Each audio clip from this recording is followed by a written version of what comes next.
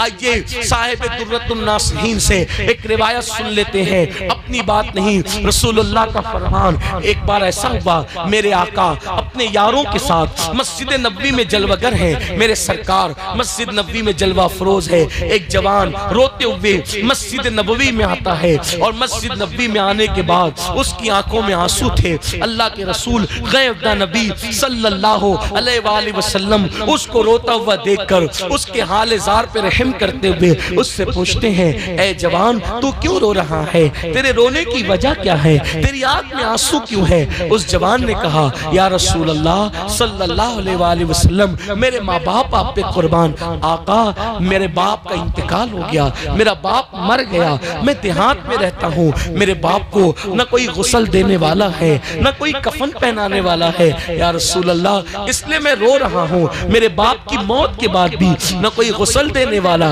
نہ کوئی کفن پہنانے والا۔ اللہ کے رسول غیب دا نبی مصطفیٰ جان رحمت صلی اللہ علیہ وآلہ وسلم نے سیدنا صدیق اکبر اور فاروق اعظم سے فرمایا، تم دونوں جاؤ اور جا کر کے اس کے باپ کو غسل دو اور اس کے باپ کو کفن پہناؤ۔ اللہ اکبر۔ جب میرے آقا کے دونوں یار صدیق و فاروق تشریف لے گئے اس کو نہلانے کے لیے، جیسے اس کے منہ سے چادر ہٹائی، اس کے منہ سے کپڑا ہٹایا، کیا دیکھا؟ اس کا منہ کالے سور کی طرح تھا، اس کا منہ کالے خنزیر کی طرح تھا، یعنی اس کا منہ انسانوں کی طرح نہیں تھا بلکہ کالے سور کی طرح، کالے خنزیر کی طرح۔ یہ بات میری نہیں ہے میرے بھائی، صاحب درۃ الناصحین اس کے ذمہ دار ہے، یہ مصطفیٰ جان رحمت کا فرمان ہے۔ جس کے کہنے پہ خدا کو ایک مانا ہے، جس کے کہنے پہ قرآن کو اللہ کی کتاب مانی ہے، اس رسول کا فرمان سن کر کے لرز جاؤ، اپنے آپ کو تباہ نہ کرو۔ یہ دنیا کا مال جس کے لیے رات و دن دوڑتے ہو، مرنے کے بعد یہی پڑا رہ جائے گا۔ تمہارے مال پر لوگ عیش کریں گے، تمہارے مال پہ لوگ آرام کریں گے، نہیں دیکھتے لوگ مر گئے مال چھوڑ کر کے، آج ان کی اولاد عیش کرتی ہے، ان کے لیے کبھی مغفرت کی دعا نہیں کرتی، ان کی قبروں پر کوئی جا کے فاتحہ پڑھنے والا نہیں، کوئی مغفرت کی دعا کرنے والا نہیں، وہ مغفرت کی دعاؤں کو تڑپ رہے ہیں، مغفرت کی دعاؤں کو ترس رہے ہیں۔ میرے بھائیوں اپنے آپ کو تباہ نہ کرو، اپنی آخرت کی فکر کرو، اپنی قبر کی فکر کرو، میدان محشر کی فکر کرو، اللہ کی عدالت کی فکر کرو۔ ہوا کیا؟ سیدنا صدیق اکبر اور فاروق اعظم فرماتے ہیں کہ جب اس کے چہرے سے ہم نے کپڑا ہٹایا تو اس کا منہ کالے خنزیر کی طرح، کالے سور کی طرح تھا۔ جیسے ہی ہٹایا پیروں کے نیچے سے زمین کھسک گئی، زمین نکل گئی، فوراً اس کے منہ پہ کپڑا ڈالا اور ایک قاصد کو اللہ کے رسول غیب دا نبی صلی اللہ علیہ وآلہ وسلم کی بارگاہ میں بھیجا۔ جب قاصد حضور کے پاس آیا تو کہا، یا رسول اللہ صلی اللہ علیہ وآلہ وسلم، صدیق و فاروق کو آپ نے اس کو غسل دینے کے لیے اور کفن پہنانے کے لیے بھیجا، لیکن اس کو کیسے غسل دے، کیسے کفن پہنائے؟ اس کا منہ تو سور کی طرح، کالے خنزیر کی طرح ہو گیا۔ اس دیہات میں اللہ کے رسول علیہ الصلوۃ والتسلیم بنفس نفیس تشریف لائے، میرے آقا بذات خود وہاں پر اس دیہات میں تشریف لائے، اور آنے کے بعد میرے آقا علیہ السلام نے پھر اپنے ہاتھ اٹھائے اور دعا کی، اے اللہ اس کا منہ ٹھیک کر دے، اس کا جو منہ کالے سور کی طرح، کالے خنزیر کی طرح ہوا ہے، اس کا منہ ٹھیک کر دے، اس کا منہ درست کر دے۔ جب دیکھا گیا حضور کی دعا تھی، عنایت کا جوڑا، اجابت کا سہرا، دلہن بن کے نکلی، دعائے محمد، اجابت نے جھک کر گلے سے لگایا، بڑی ناز سے جب دعائے محمد ہوا، یہ حضور نے دعا کی، اس کا چہرہ ٹھیک ہو گیا۔ فوری طور پہ صحابہ نے، اصحاب مصطفیٰ نے غسل دیا، غسل دینے کے بعد کفن پہنایا، کفن پہنانے کے بعد صحابہ کرام نے پھر اس کی نماز جنازہ پڑھی، صحابہ نے اس کی نماز جنازہ پڑھی۔ نماز جنازہ کس نے پڑھی؟ صحابہ نے۔ میرے بھائیوں توجہ کرنا، کسی مسجد کے امام نے نہیں، ہم جیسے مولوی صاحب لوگوں نے نہیں، اللہ اکبر، ہم جیسے پیر صاحب لوگوں نے نہیں، بلکہ اصحاب مصطفیٰ نے روئے زمین پر، روئے زمین پر، چشم فلک نے اور پشت زمین نے انبیاء کے بعد اگر سب سے بہترین کوئی مخلوق دیکھا ہے تو اس کو اصحاب مصطفیٰ کہتے ہیں، اسے صحابہ کہتے ہیں۔ صاحب درۃ الناصحین کے مطابق صحابہ نے نماز جنازہ پڑھی، اور نماز پڑھنے کے بعد جب اس شخص کو قبر میں رکھا جانے لگا تو کسی نے دھیرے سے کہا، پہلے تو اس کا منہ کالے سور اور خنزیر کی طرح ہو گیا تھا، اب مرنے کے بعد جب منہ ایسا ہوا تو قبر میں رکھنے سے پہلے بھی تو ایک بار دیکھ لو کہ اس کا منہ کیسا ہے۔ پہلے تو اس کا منہ دیکھ لو. منہ کیسا ہے؟ جب نماز جنازہ کے بعد اور دفن سے پہلے پھر کپڑا ہٹایا گیا چہرے سے تو اب بھی اس کا منہ کالے سور کی اور کالے خنزیر کی طرح تھا. اگر آج کسی کا منہ ایسا ہو جائے تو کتنا ہنگامہ ہوگا. اس وقت ہوا. دیکھنے والوں میں ہمت تھی، طاقت تھی. اللہ کے رسول زمین کے اوپر ظاہری طور پہ موجود تھے. صحابہ نے پوچھا آقا اس کا منہ کالے سور کی طرح، کالے خنزیر کی طرح بار بار کیوں ہو جاتا ہے؟ تو میرے آقا نے خود کوئی جواب نہیں دیا. فرمایا اس کے بیٹے کو بلاؤ. جب اس کے بیٹے کو بلایا گیا تو فرمایا تو سچ بتا، میرا اللہ کسی پہ ظلم نہیں کرتا، میرا اللہ کسی پہ ظلم نہیں کرتا، زیادتی نہیں فرماتا.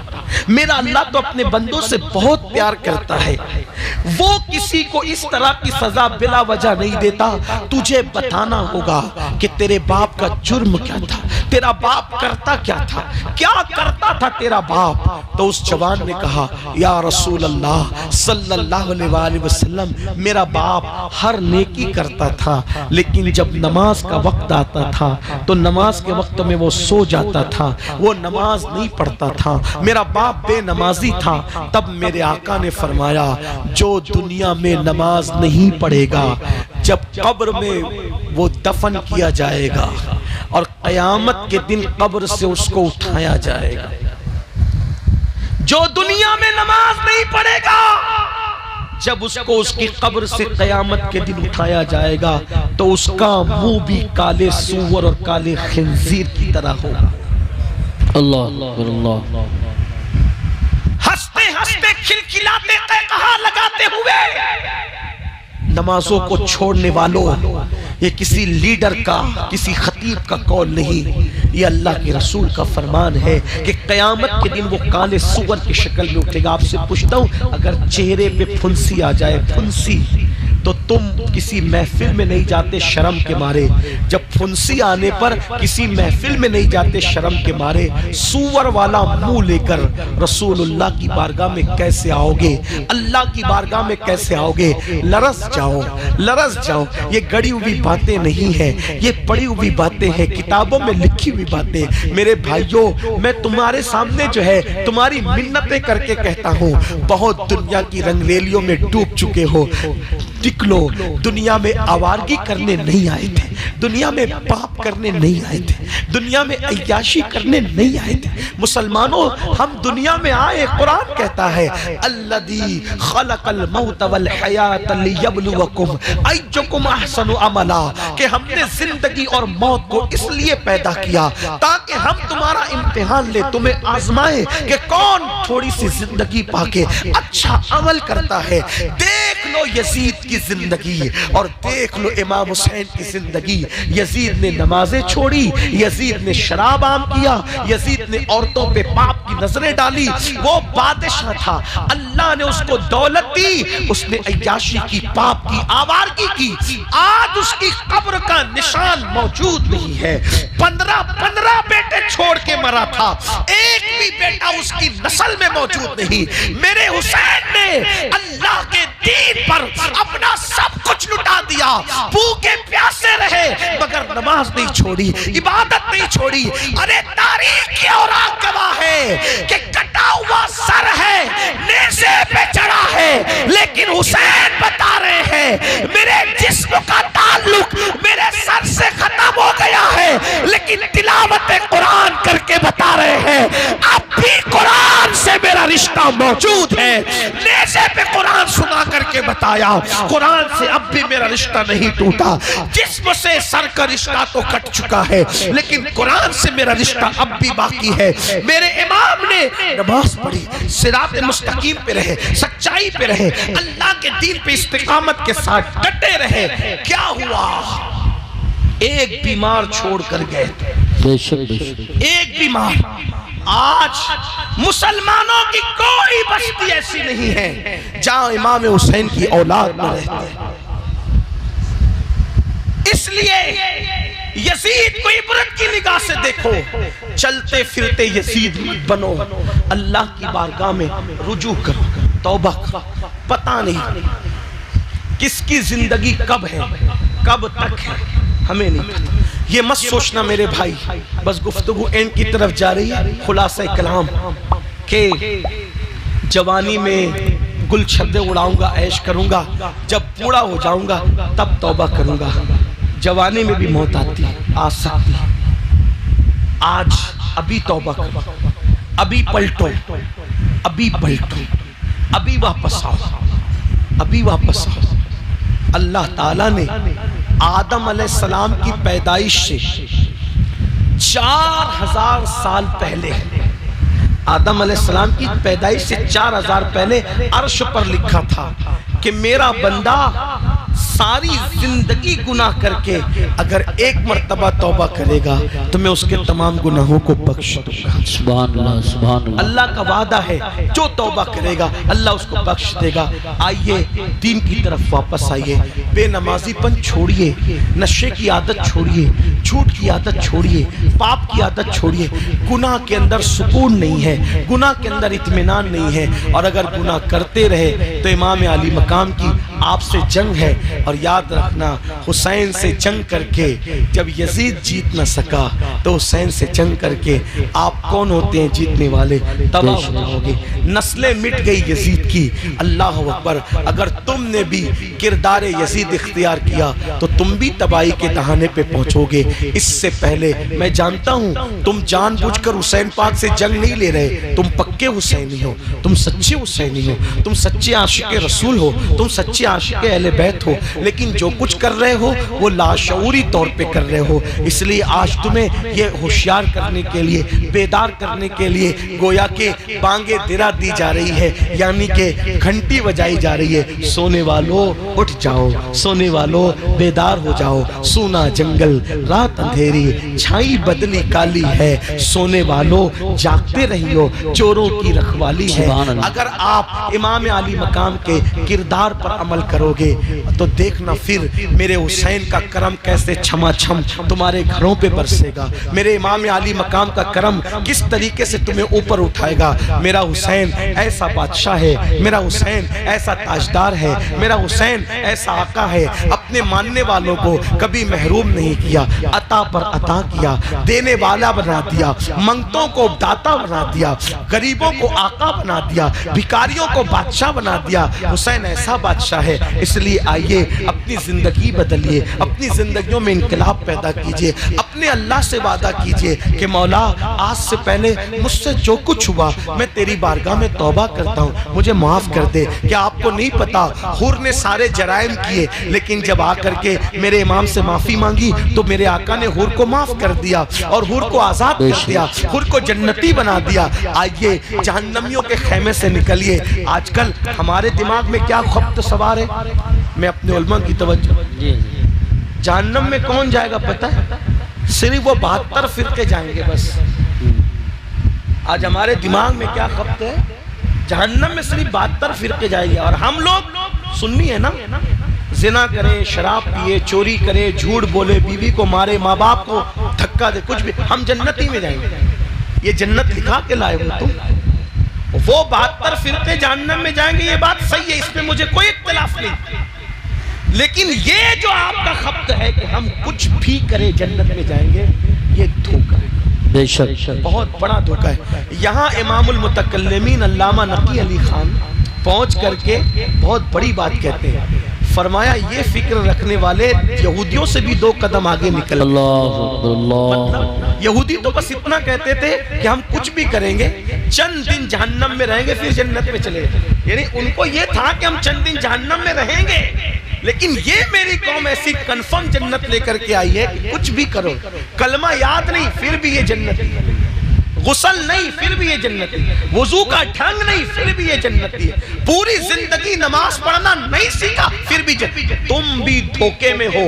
اور اگر آپ کی سٹیج سے ایسے پاپیوں کو کوئی جنت بانٹ رہا ہے تو اللہ کی عدالت میں وہ بھی جواب، بے شک بے شک بے شک، حق نماز چھوڑ کے جنتی ہو۔ اور پھر تمہارے پاس کچھ ایسے پیر فقیر آتے ہیں جو کہتے ہیں ارے ہم ہیں نا، ہم ہیں نا، تجھے کیا پڑی ہے، ہم بچا لیں گے۔ میں کہتا ہوں یہ بات کسی اللہ والے نے کبھی نہیں، جی بے شک بے شک، یہ بات اللہ کے رسول نے خود نہیں فرمائی، اللہ کے رسول نے خود نہیں فرمائی کہ جو چاہو کرو میں بچا لوں گا، بلکہ حضور نے اپنے خاندان کے لوگوں سے، حضور نے اپنے خاندان کے لوگوں سے کہا اے بنو ہاشم، حضور اپنے خاندان والوں سے کہا اے بنو ہاشم، عمل کرنا، عمل، کہیں ایسا نہ ہو کہ دوسرے لوگ عمل لے کر آئے اور تم صرف نسب لے کر آؤ، جس کو عمل نے پیچھے کر دیا اس کو نسب کبھی آگے نہیں کر سکتا۔ اللہ حضور نے اپنے خاندان والوں کو نصیحت فرمائی، اور آج ہم صرف لوگوں کی چاپلوسی کی خاطر لوگوں کو بھی دھوکہ دے رہے۔ اب ان کو دیکھو مفتی سلیم کو، یہ اللہ والے، ان کو دیکھو جنتی ہو جاؤ گے، یہ دیکھو ان کو یہ جنتی ہو جاؤ گے۔ پاگل ہوئے لوگ، جن کے چہرے دکھا کر جنت بانٹ رہے ہو اس بے نمازی قوم کو، جن کو کلمہ نہیں آتا، کیا جس کا چہرہ دکھا کے جنت بانٹ رہے ہو اس کا بھی جنت میں جانا یقینی ہے؟ بے شک، اس کے ایمان پہ خاتمے کی کیا گارنٹی ہے؟ صحیح بات، غوث اعظم روتے ایمان پہ خاتمے کے لیے، بے شک، سرکار غوث پاک جس کی ٹھوکر سے مردے زندے ہوئے وہ روتے ایمان پہ خاتمے کے لیے، غریب نواز روتے ایمان پہ خاتمے کے لیے، اور آج ہم اتنے بے باک۔ ہمارے گھروں کا حال یہ ہے کہ گھر کی فریج میں شراب رکھی ہوئی ہے اور ہماری جنت ہی نہیں جاتی۔ اسی لیے غالب نے کہا تھا رند کے رند رہے ہاتھ سے جنت نہ گئی۔ میرے بھائیوں بدلو اپنے آپ۔ اور علماء جب نصیحت کرتے تو لوگ ہنستے ہیں، جمعہ کے دن کیا کریں گے، ارے مولانا تو بہت لمبی تقریر کرتے ہیں یار، چھوڑ ابھی کیا جانا، ابھی بولیں گے اس سے بچو اس سے بچو، یہ مت کرو وہ مت کرو۔ علماء سے دور رہنے والوں، تمہاری سب سے بڑی تباہی کی وجہ علماء سے دور رہے۔ بے شک، سرکار غریب نواز فرماتے ہیں ہمارے دور میں ایک شخص مرا تو جب اس کو اس کی قبر میں رکھا گیا تو اس کا منہ قبلے کی طرف کرتے تھے تو اس کا منہ قبلے کی طرف نہیں ہوتا تھا، اللہ لوگ کرتے تھے پھر جاتا تھا، پھر کرتے تھے پھر جاتا تھا۔ تو ایک صاحب کشف بزرگ ہے، فرمایا اس کا منہ قبلے کی طرف کرنا چھوڑ دو، اس کا منہ کبھی قبلے کی طرف نہیں ہو سکتا، اس لیے کہ یہ علماء مشائخ کو دیکھ کر کے غرور کی وجہ سے اپنا منہ پھیر لیا کرتا، اللہ، تو جو علماء سے اپنا منہ جیتے جی پھیر لیتا تھا اب مرنے کے بعد قبلے کی طرف اس کا منہ نہیں رہ سکتا۔ اللہ، آج کل علماء کی کیا عزت کر رہے، اماموں کی کیا قدر کر رہے ہو۔ میں لوگوں کو کہتا ہوں، لوگ میرے خلاف ٹرین چلاتے ہیں، لوگ میرے خلاف باتیں کرتے ہیں، میں کہتا ہوں مقرروں کو بلاتے ہو، ہزاروں روپے دیتے ہو، مسجد کے امام کی کیا خدمت کرتے ہو، نعت خوانوں کو بلاتے ہو، ہزاروں روپے دیتے ہو، اپنے امام کی کیا خدمت کرتے ہو۔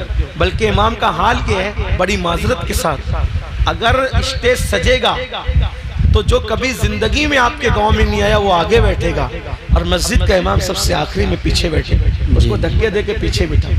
جو اللہ کے یہاں آپ کے آگے کھڑے رہتا ہے وہ آپ کے اسٹیج پہ پیچھے پڑا، اللہ، یعنی اماموں کی کوئی قدر ہی نہیں، کوئی اہمیت ہی نہیں۔ مسلمانوں حق تلفی نہ کرو، کسی کی حق تلفی نہ کرو، نہ امام کی کرو، نہ بیوی کی کرو، نہ بچوں کی کرو، نہ ماں باپ کی کرو، بلکہ ماں باپ کے معاملے میں بھی لوگوں کا حال یہ ہو گیا ہے سب کی خدمت کریں گے۔ ابھی یہ دیکھو تقریر چالو ہے، نذرانہ لا کر کے دے رہے ہیں، اللہ آپ کو برکت دے، کوئی غرور گھمنڈ کی بات نہیں، اللہ آپ کو برکت دے، اچھی بات ہے لا کے دے رہے ہیں، لیکن یہ جتنا ہم لوگوں کو لا کے دیتے ہو اس سے کم بھی کبھی اپنے ماں باپ پہ خرچہ کرتے ہو؟ اگر کرتے ہو تو ہم کو دینا فائدہ مند ہے، ورنہ ماں باپ دوا کے لیے تڑس رہے ہیں، ماں باپ تڑپ رہے ہیں، ماں باپ کو جھڑکیاں دے رہے ہو، ماں باپ کو دھکے دے رہے ہو، ماں باپ کو گھور کے دیکھ رہے ہو۔ یہ تمہارے اور میرے نبی نے فرمایا جس نے اپنے ماں باپ کا دل دکھایا جب مرے گا تو اس کی زبان پہ کلمہ جاری نہیں ہوگا۔ اللہ اکبر، چاہے ہر سال حج کرتا ہو، چاہے ہر سال عمرہ کرتا ہو، مرے گا تو زبان پہ کلمہ نہیں آئے گا۔ ڈرتے کیوں نہیں؟ مرنا ہے، کامیاب مرنا ہے، جنتیوں کے مرنا ہے۔ تو یہ سب باتوں سے توبہ کرو، بدلو اپنے آپ کو۔ جو توبہ کرتا ہے وہ گناہوں سے ایسے پاک ہو جاتا ہے جیسے ابھی اپنی ماں کے پیٹ سے پیدا ہوا۔ اگر سن کر بدلنے آئے ہو تو تمہارا جلسے میں آنا کامیاب ہے، اور اگر صرف بھیڑ کرنے آؤ کہ چلو مولانا کیا بولتے ہیں، بہت اچھی تقریر میں بڑے نعرے لگ گئے اور بہت اچھا بولے، بہت اچھا بولے، آپ کو کیا فائدہ ہوا؟ صحیح بات، آپ اپنے آپ کو بدلو اس سے پہلے کہ جسم کا رشتہ روح سے ٹوٹ جائے۔ اللہ کی بارگاہ میں توبہ کرو، اپنے اللہ کو مناؤ، اپنے اللہ کو راضی کرنے کی کوشش کرو۔ گفتگو کے درمیان اگر مجھ سے کوئی غلطی ہو گئی ہو، اللہ کی بارگاہ میں بھی توبہ کرتا ہوں، اللہ تعالی ہم سب کو معاف فرمائے۔